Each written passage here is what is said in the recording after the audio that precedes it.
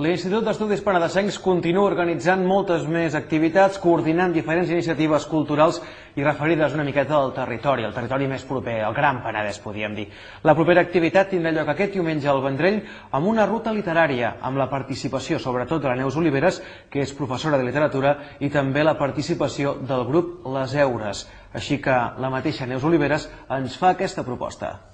Bé, en primer lloc es tracta de sensibilitzar molt les persones que normalment tenim un patrimoni literari però es desconeix, no és com per exemple tens un monument, el veus i la literatura no es veu.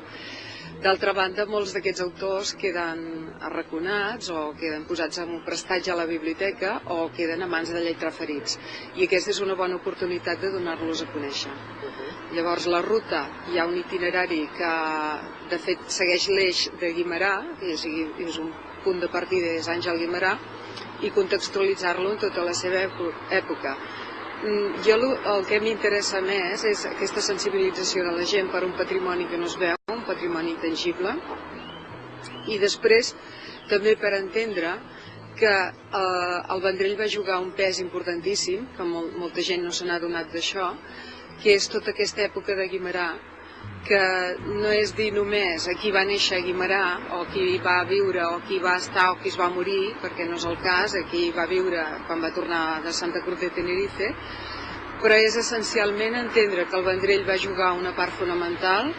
amb l'organització d'uns Jocs Florals, que era un certamen científic literari, que va ser una cosa molt important, amb una assemblea de l'Unió Catalanista, per exemple, o amb l'edició d'un dels diaris més importants que es feien a Barcelona, que és el diari de la Renaixença. Tot aquest pes el va dur el Vendrell i llavors és posar una altra vegada en solfa. L'he anomenada Ruta de la Pau perquè lligo a tres autors que a mi em sembla que moltes vegades tenim un patrimoni molt important i no s'acaba de lluir, que és lligar per un costat Àngel, o sigui, si dius per la Pau de seguida ve al cap a Pau Casals, per suposat. Llavors lligo per un costat Pau Casals, per l'altre Àngel Guimerà,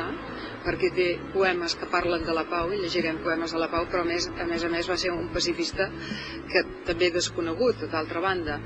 I després també el lligo amb Apel·les Fanosa, que també pel seu costat. El que passa que treballaven en llenguatges diferents, un amb la música, l'altre amb les paraules i l'altre amb l'escultura, però tots tres van potenciar la pau i d'aquesta manera també l'itinerari posa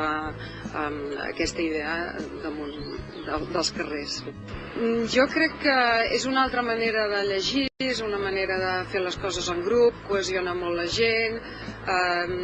dona peu a parlar d'altres coses mentre estàs caminant, coneixes moltes coses que has passat per davant i desconeixies completament, i cada ruta, nosaltres vam fer la del Joan Perucho, va tenir molt d'èxit l'any passat, i cada ruta jo crec que ha de tenir el seu què, no? I aquesta és recrear el món, contextualitzar-lo molt bé, tota l'època d'Àngel Guimerà, Jaume Ramon, Ramon, fer sortir escriptors totalment desconeguts del Vendrell, com el Jaume Urpinill, fer sortir l'Alfons Maseres, que va ser un escriptor important que escrivia als diaris del Baix Penedès, però que té una vinculació molt important, però són gent molt desconeguda.